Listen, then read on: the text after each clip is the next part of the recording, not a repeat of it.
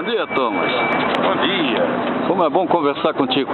Me diz uma coisa, como é que está o Partido Federalista? Está bem, colhendo assinaturas em vários lugares, né? Estamos em 8 estados trabalhando com isso. E as pessoas querem realmente, né?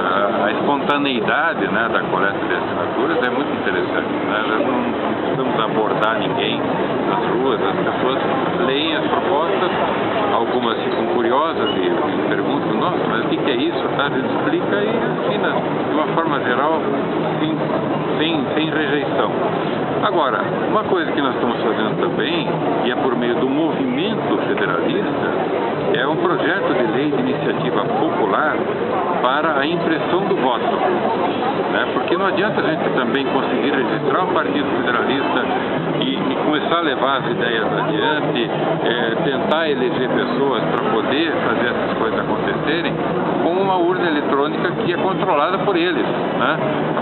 Sem nenhuma possibilidade de fazer auditoria física, porque não existe como fazer auditagem de bit, né?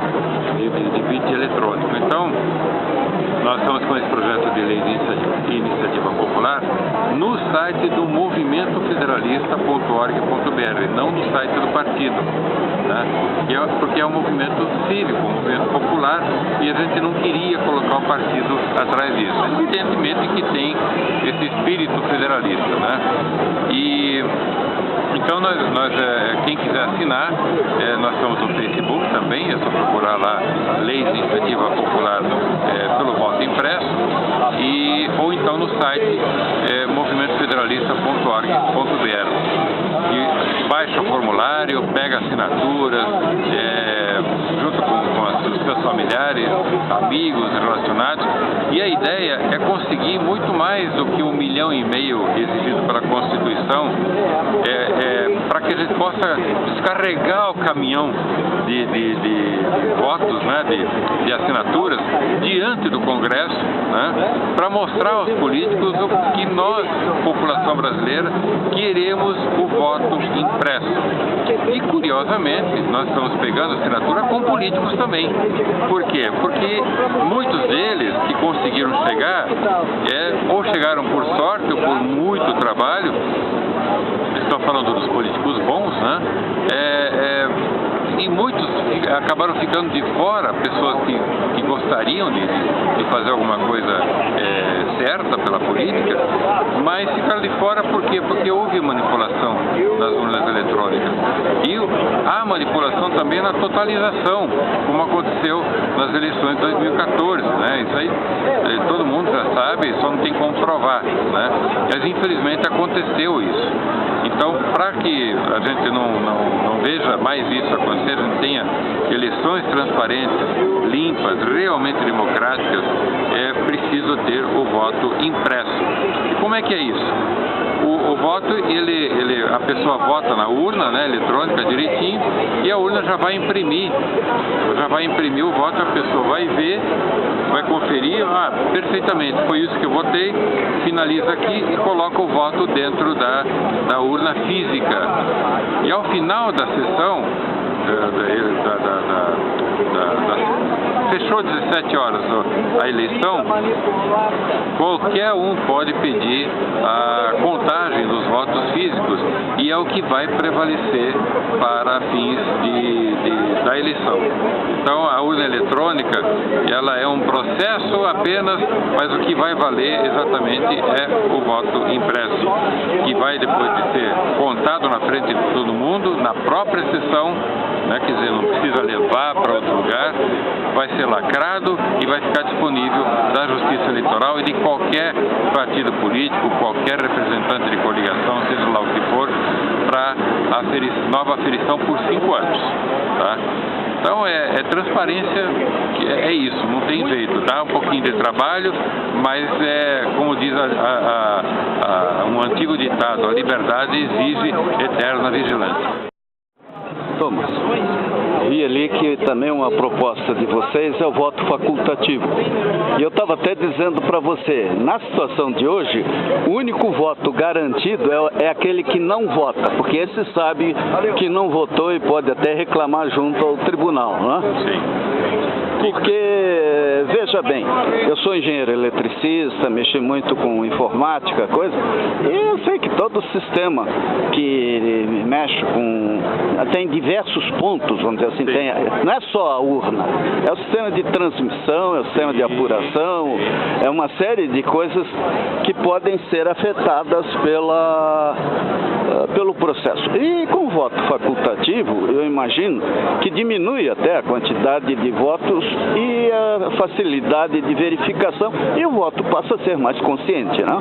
Qual a sua opinião? A opinião é, bom, primeiro que faz parte do nosso programa, né? O nosso programa federalista, ele tem lá o voto facultativo, porque não se pode entender ou aceitar que exista uma democracia com voto obrigatório. Isso é um absurdo um negócio desse, né?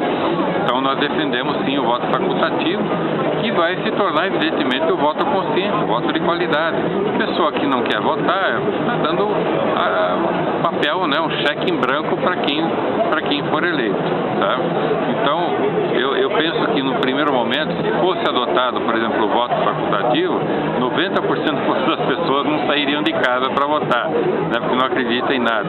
Mas numa segunda, terceira, quarta eleição, votar ia ser chique, né? Não, eu sou cidadão, você não votou? Meu Deus do céu, como você está atrasado?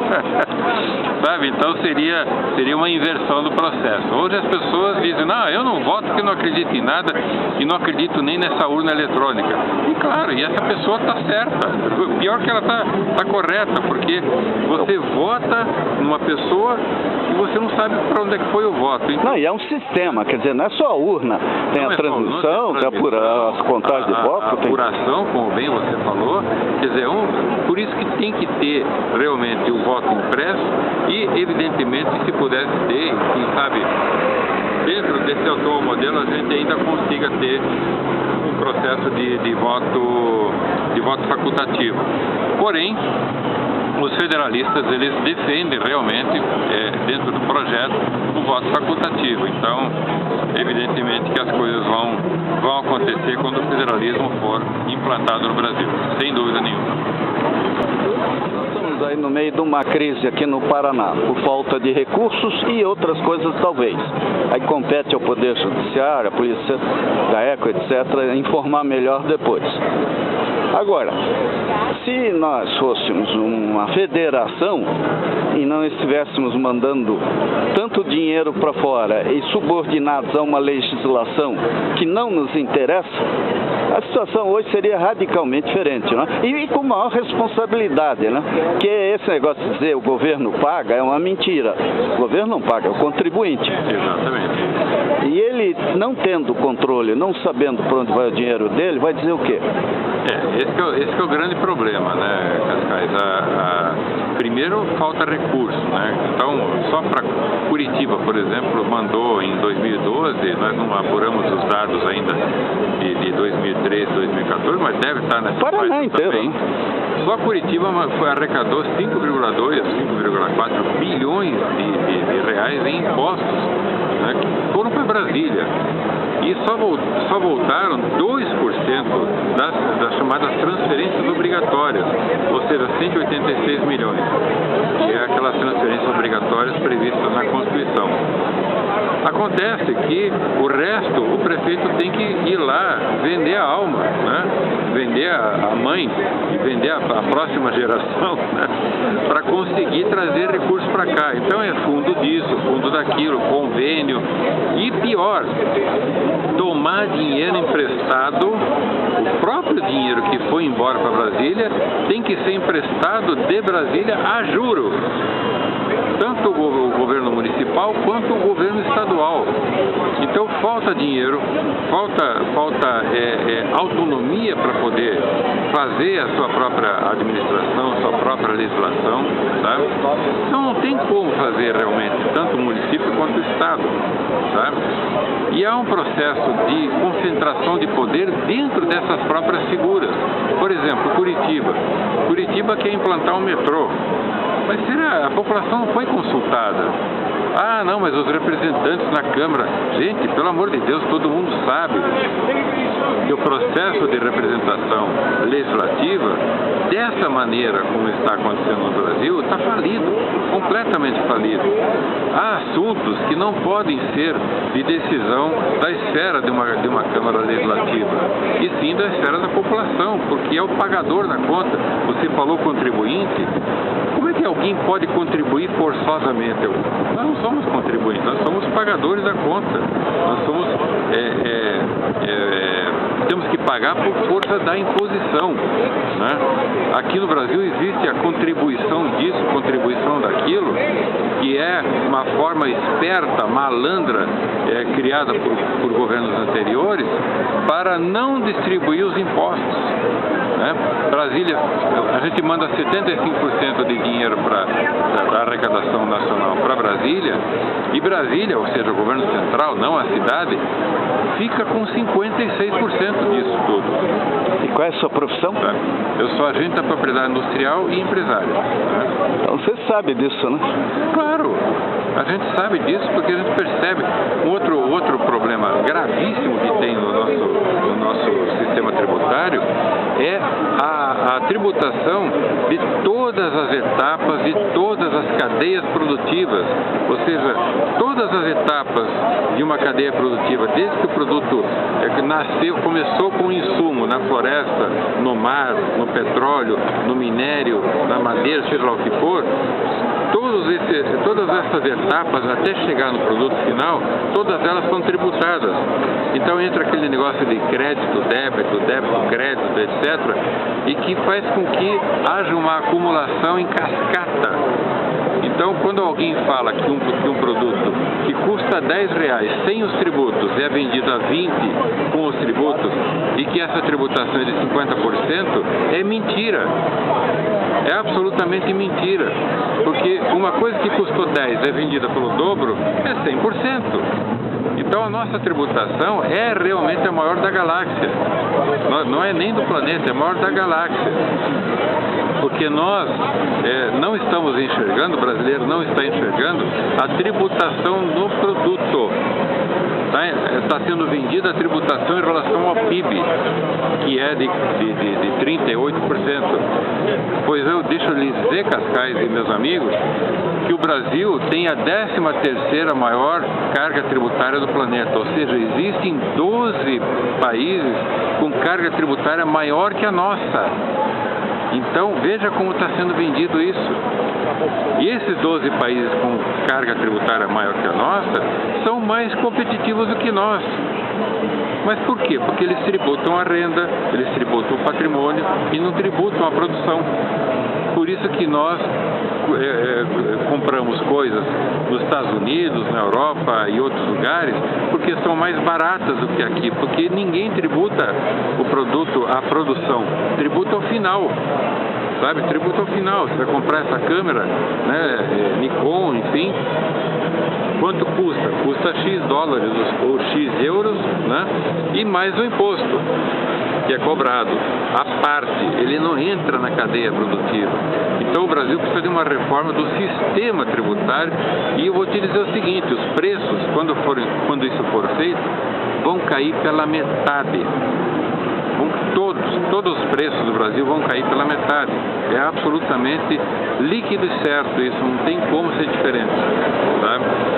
Isso vai fazer com que aumente muito a produção, os interesses comerciais e industriais, tanto internos quanto externos, vão aflorar, vão fluir para dentro do país.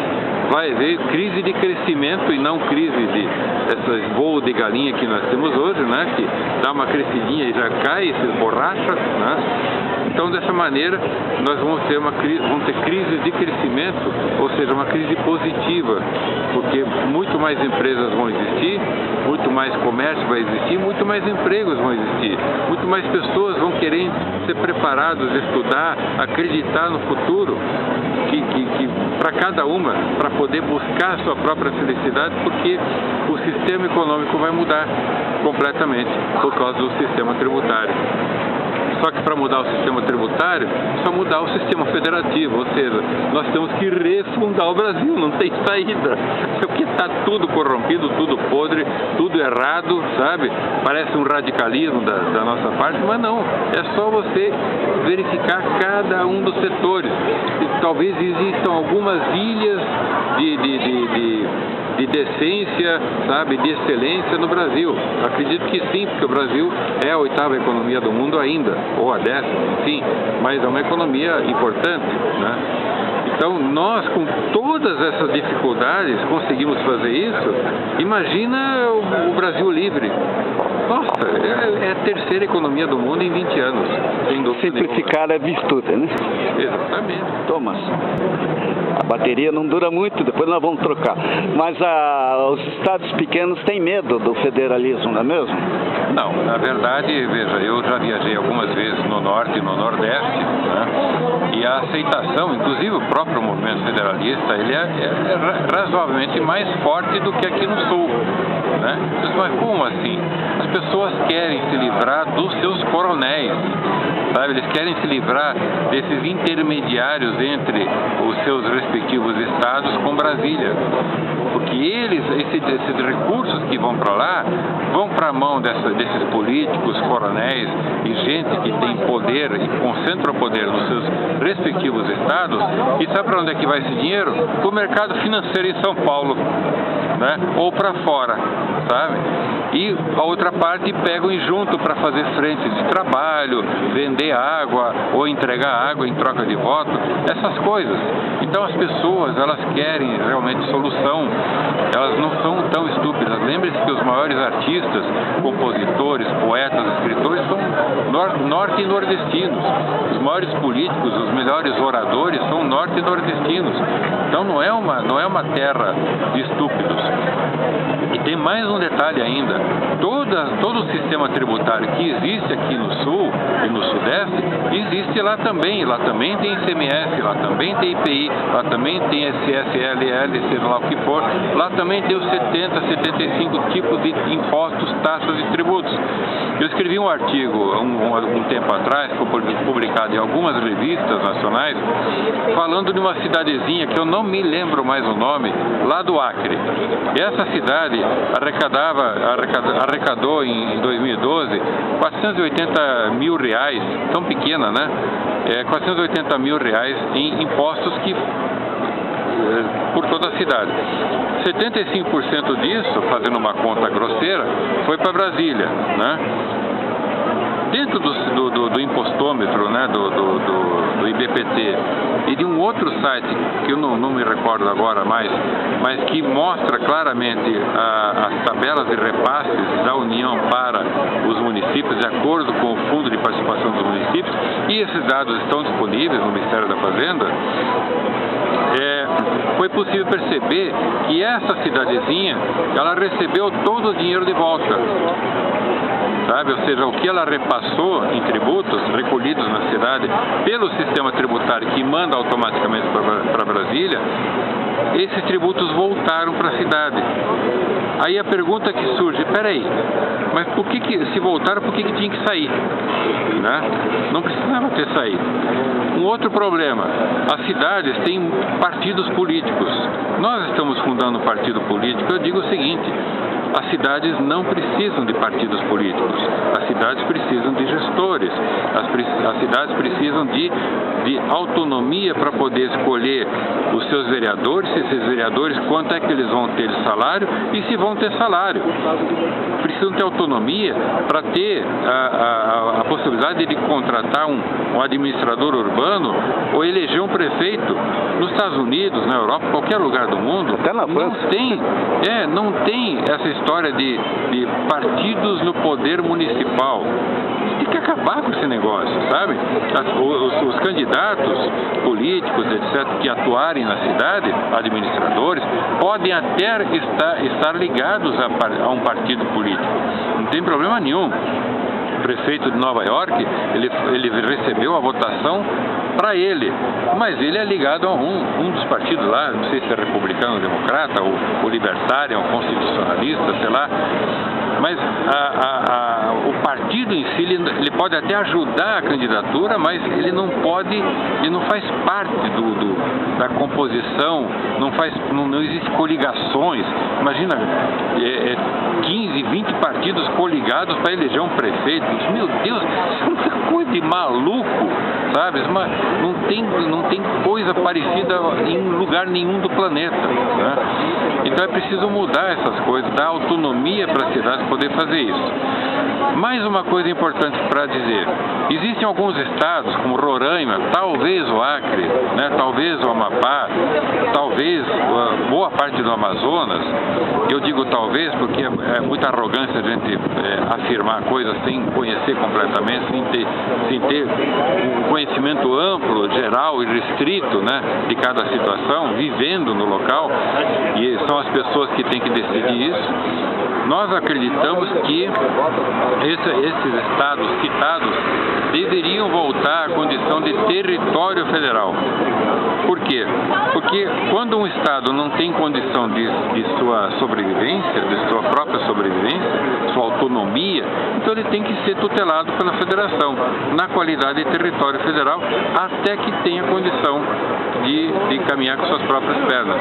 É o caso do Alasca, que foi território até poucos anos atrás e agora virou estado, né? Por quê? Porque ele já conseguiu a sua autonomia financeira, conseguiu sua maioridade, né? Então agora pode sair de casa e viver sozinho. Não sair da federação, mas, né, ter a sua maioridade, ter a sua autonomia normal, né? Como um estado de verdade, sabe?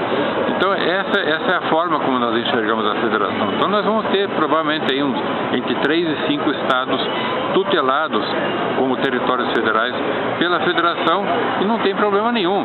Na prática isso já acontece, porque o dinheiro vai para lá, só que a maneira como isso acontece, com a politicagem, com o sistema político, o sistema tributário, a burocracia e tudo mais, que só beneficia os corruptos, que só beneficia quem tem o domínio dessa situação toda, é que propicia a manutenção desses problemas todos. Então, nós precisamos dar um choque federativo para que esses estados também, mesmo na qualidade de territórios, possam se desenvolver realmente de forma fantástica e sustentável, né? Porque nós estamos falando de Amazônia, né? Obrigado, Thomas. Ora, obrigado a você. Parabéns, o partido está ganhando uma consistência intelectual graças à sua liderança. Parabéns. Muito obrigado.